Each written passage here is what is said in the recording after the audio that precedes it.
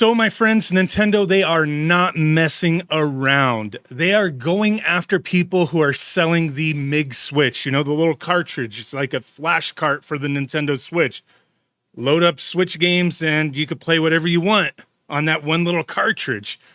There are 2 lawsuits that were just filed. I have the complete documents in front of my face, and we're going to be going over them real quick, or as quick as we can. I think one of them, the one we have up in front of our face right now, is 27 pages.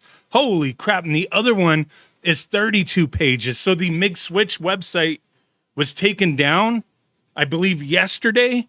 And then these lawsuits just popped up. I have the complete documents right here. So we're going to go through this. It starts with the MIG Switch, like Nintendo goes after that. But then whatever these people were doing, they just pile on and on and on. Because it goes beyond just the MIG Switch. It's like, man, if you're going to get involved in these kind of things, you have to like be out of that jurisdiction of where Nintendo can even go after you. You know what I mean? Like, it's crazy. So let's look at this one first. Nintendo of America versus Ryan Daly, doing business as modded hardware. Okay, so the complaint is for trafficking in circumvention devices, multiple copyright infringement, contributory copyright infringement, breach of contract, violation of the EULA, tortuous interference with contract, demand for jury trial. These things never end well, right? So the introduction, we're not going to go through all this. Like, it's just, hey, we're Nintendo. This is what we do. We sell Switch games. We sell this. We want to protect ourselves. And we want to stop this guy, right? Willful, unlawful conduct by Ryan Daly. He's a defendant via his website. He sells mod chips. Like they introduce themselves and then they say what this guy's doing, right? He's selling the MIG Switch, these MIG devices, the MIG dumper. Okay. So it goes on and on.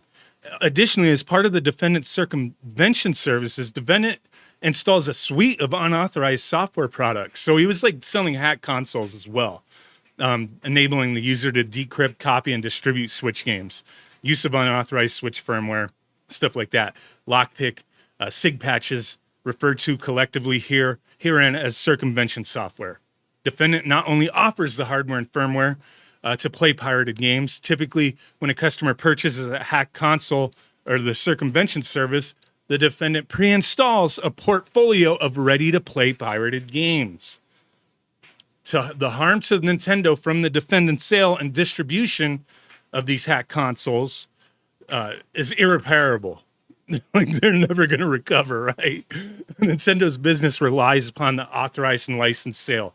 It's crazy, man. It's crazy. Like, why would you get in? I understand there's people that are just like, screw Nintendo.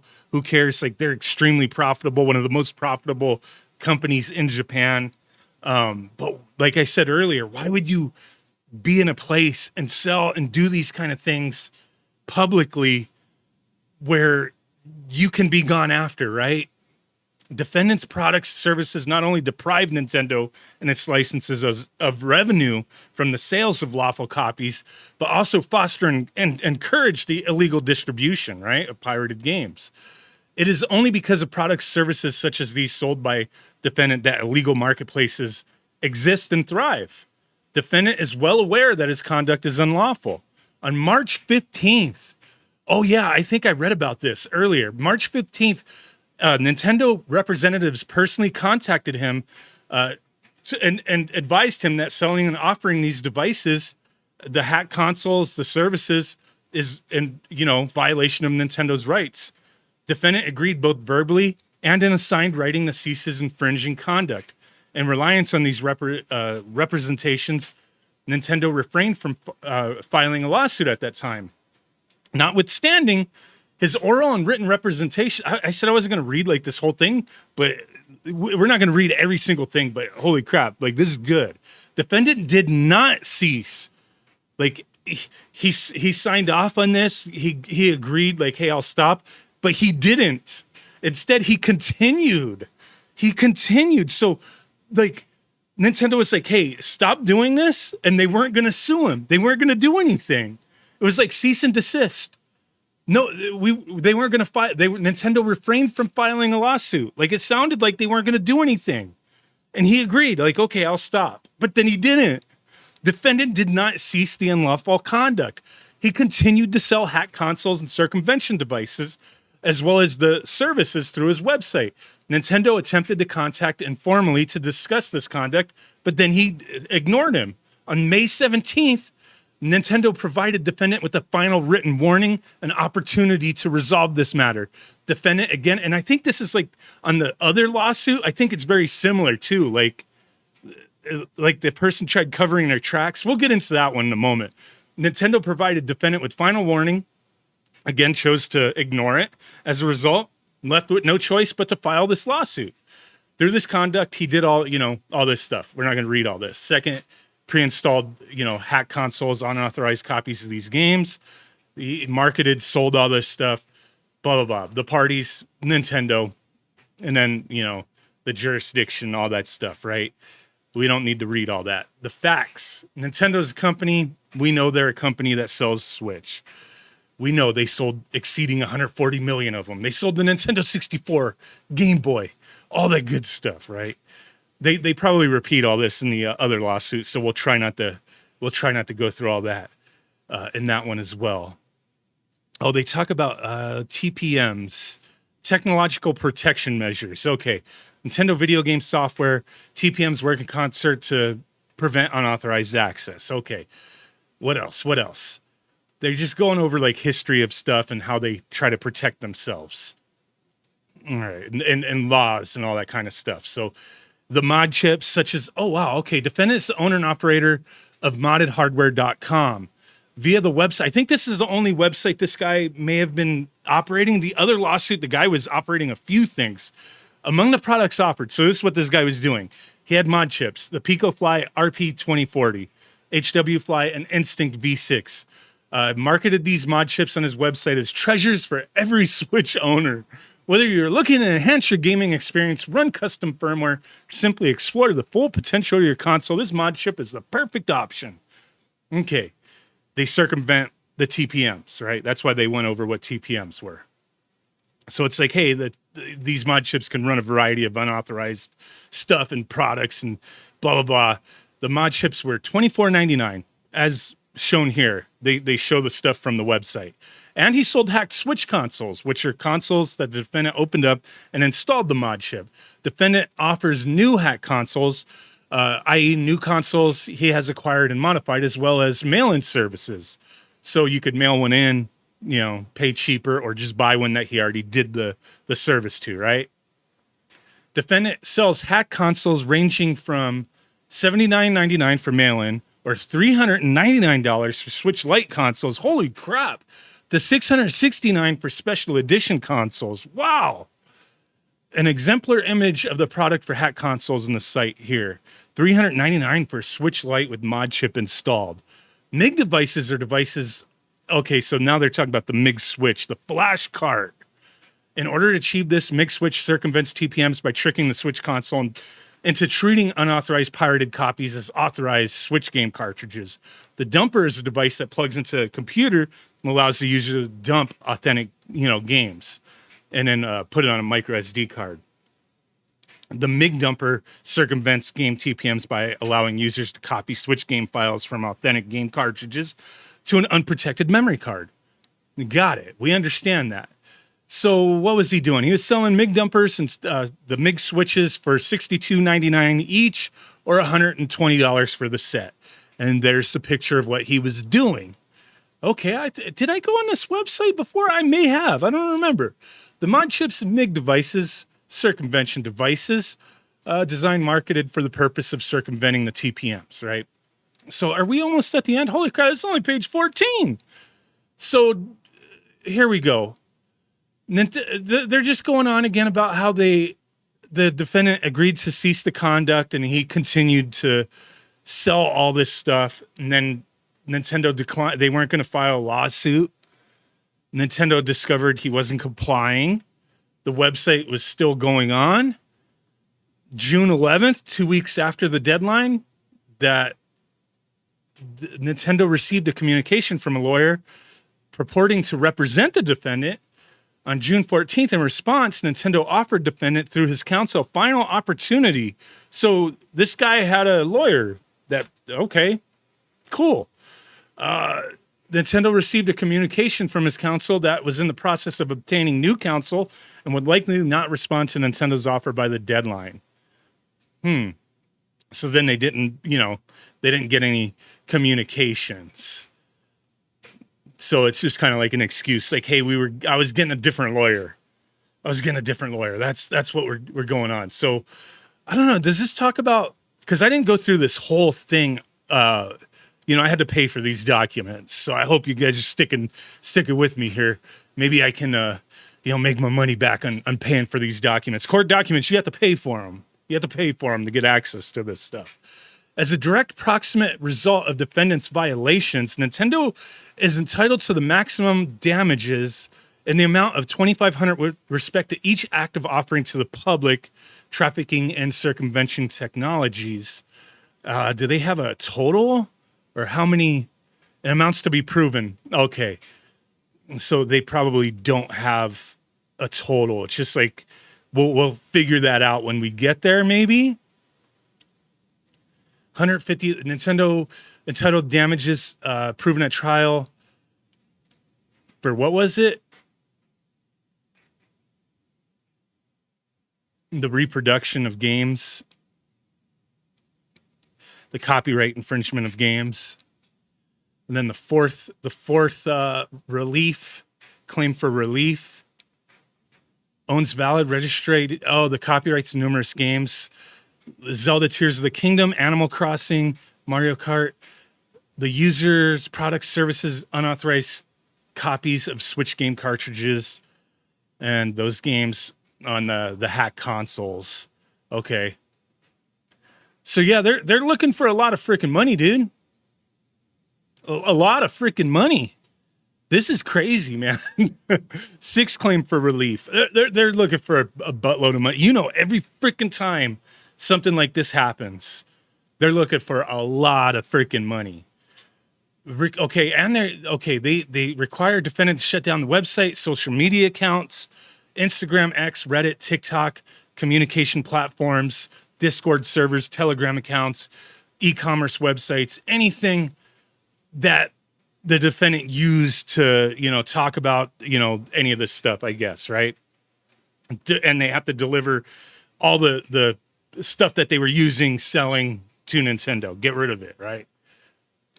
Oh, what else? Requiring defendant all invoices, purchase orders, shipping confirmations, receipts, and any other documentation reflecting revenue received by defendant in connection. So they want all the information on how much money they made, plus shipping confirmation. So your information, if you got one of these hack consoles, Nintendo will find out who got these things. They're going to be keeping tabs on you. They're coming knocking on your door. Oh my God. Unless he destroyed all this stuff already. I don't know. But that's that document, man. Oh, and they do have the copyrighted works here of the stuff that, it wasn't just, that's right. It wasn't just Switch games that they're saying that that was infringed upon. It was like Game Boy Advance, Nintendo 64 games, stuff like that, right? Super Nintendo games, N64, NES games. Yeah. A lot of infringed works. Representative copyright works infringed by defendant. Wow. A little bit of everything, right? Interesting. Okay, so this video is going on for a bit. Let's take a look at the next one. So this one's Nintendo versus James C. Williams, aka Archbox, an individual. So complaint for copyright, contributory copyright, inducement of copyright, circumvention, trafficking in circumvention, so on and so forth, breach of contract, tortuous interference with contract. Oh my God. So there's the introduction. We don't need to read all that, but defendant, the unauthorized shops, Jack in the Shop, Turtle in the Shop, Libera Shop, collectively the pirate shops. through these pirate shops provided nearly limitless supply of video games, Switch games free for the taking. For example, Libera shop currently offers 33 various versions of Switch games. Moreover, to ensure that his pirate shops continue to offer steady streams of the latest and most popular Switch games, the defendant engaged in crowdsourcing schemes where he solicits members of the public to donate to his online community called Missing Dumps, prepaid Nintendo eShop gift cards, which he uses to purchase games to then copy and distribute. He then rewards these contributors with special enhanced access. You have to type donate and send an eShop to get Tits Pro key for the full shop. Public Tits 1 only has homebrew. See announcements for why no games are loading on stealth. Or just donate 500 yen eShop card or any other amount, and you'll get Tits Pro. Tinfoil shop without quota. Get, direct G drive access. Your money goes towards actually unlocking new games and DLC. Defendant not only copies and distributes these game files, he also knowingly traffics in malicious and unlawful software designed to and have no purpose other than to circumvent Nintendo's stuff. It's not possible to use defendant's pirate shopper to play pirated games without such circumvention software. He hosts these communities dedicated to offering circumvention software to provide assistance. Prominent member of the Reddit community, Switch Pirates, community by pirates for pirates, via the Switch Pirates Reddit board, defendant has touted and advertised the Nintendo be everywhere. They're watching. They're watching. They got people watching. Them ninjas are all over the place, all over your face. Offered technical advice and encouragement about how to obtain play pirated games. This community has grown to more than 190,000 members. Wow, I would have thought it'd be more than that, but okay. Through his conduct, he continued to engage in several unlawful acts. By operating pirate shops, those that they mentioned earlier, defendant has engaged in multiple ongoing acts of copyright infringement, the reproduction, distribution, or thousands of copyrighted Nintendo game files. Second, by promoting the pirate shops, promoting and offering circumvention software, knowing that it would be used to download and play pirated games. Contributory infringement has induced others to commit copyright infringement. Third, by using the software to make copies of games and offering the software to members of the public via his website and online communities, defendant violated the DMCA. Fourth, copying Nintendo game files, installing circumvention software, promoting otherwise encouraging members to likewise install this stuff. Then defendant has personally violated and induced his customers to violate their agreement with Nintendo and the end user license agreements, so on and so forth. Defendant is well aware that his conduct is unlawful. Indeed, defendant has bragged publicly that he is a pirate who isn't going to give Nintendo $50 for a game. Except, Archbox, except there are a few games, DLC, that are no longer available to purchase. No one ever dumped them. There are months for releases unavailable anywhere. No one was buying and dumping them until HBG made everyone redonate again for drive access, got the thousands of dollars cost to purchase all the games. There's still unpurchased DLC that no one is going to go out of their way to buy. It's highly unlikely that people who buy it for themselves will share it, assuming they even have a hacked Switch. Most of us who hacked our Switch are, like you said, pirates and aren't going to give Nintendo $50 for a game. Even if we would, a lot are banned and can't. Okay. Moreover, Nintendo specifically has informed defendant that his conduct is unlawful, including by delivering to him a cease and desist on March 26th of this year. On March 31st, defendant acknowledged to Nintendo that his conduct violated Nintendo's intellectual property rights, but refused to agree in writing to cease his activities. Moreover, upon receiving the cease and desist, defendant apparently attempted to cover his tracks by systematically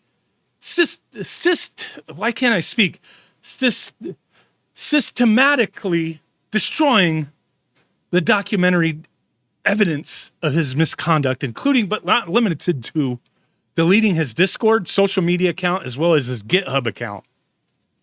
There's his Archbox GitHub. 404, it's gone. The harm from defendant's conduct is substantial and irreparable, right? we're not going to read all this. So there's the parties. The defendant is an individual residing in Surprise, Arizona. Did the other one say where the individual lived? Like where they believe he lives? Oh yeah, this, I guess I missed this one. The first one, Nintendo's informed and believes and basis alleges that defendant Ryan Michael Daly is an individual residing in Davison, Michigan. At all relevant times, defendant has used online aliases, the Homebrew Homie and Homebrew Homies. Interesting. Okay. Man, they find you, dude. They find you. As set forth. Okay, back to Archbox, among others. So Surprise, Arizona. They know where you live, man. They know where you live. This is crazy. Okay, so the jurisdiction and venue. So let's scroll through. Facts applicable for decades. Nintendo's been selling stuff. We know. We read all this on the first one. It's going to be all the same type of information, all the same type of stuff. It's going to be the same types of relief as well. Like, hey, we lost money and we want the money. Like, and we want all the information that this person has. What does this part say? Nintendo informed and believed, based thereon, the defendant has been engaged in piracy since at least 2019, when he was an important member of the online piracy group for the pirate shop known as Jack in the Shop, and began posting on Reddit group called Switch Pirates. Became a leading, if not the primary moderator for that Reddit community. Since 2019, defendant has posted thousands of comments on that Reddit group, directing users to the pirate shops, soliciting donations.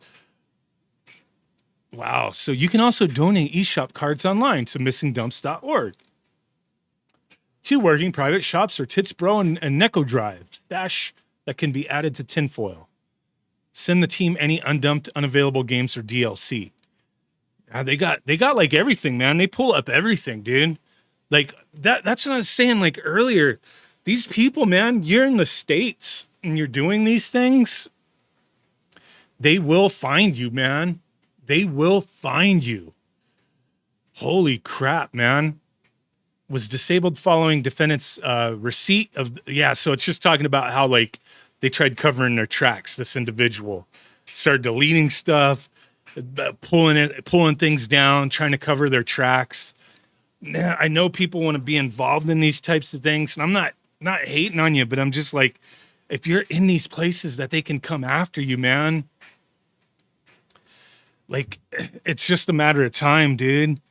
It's a matter of time.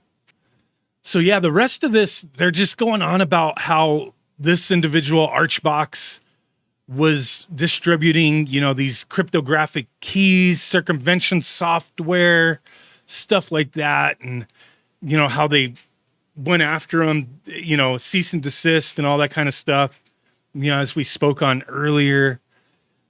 And they, started deleting stuff, and they're looking for all this money. $150,000 for each copyright infringement. So this one didn't have to do with the MIG switch. The first one did, but this one didn't. This just had to do with Nintendo Switch games and circumvention. But yeah, like this is crazy, dude. Lots of claims here for relief. It's nuts, man. Like I said, it's a crazy thing to be doing these types of things. And it's hard to be anonymous if you're within a place where Nintendo can go after you. Like if you become a target, they will find you. That's just the way it seems, right? Like I don't know how you can hide from them. Prayer for relief. This stuff is just crazy. Both of these lawsuits Nintendo's demanding a trial by jury, trial by combat, maybe. I don't know. But don't mess with Nintendo this way if you're within their reach. If you're within their reach, I don't know what to tell you, dude, but it is what it is. I know this was a long one, but I find this stuff interesting. I did pay for these documents, so I do appreciate you guys, especially if you made it this far into this long-ass video. Let me know what you guys think. Thanks for watching. Bye.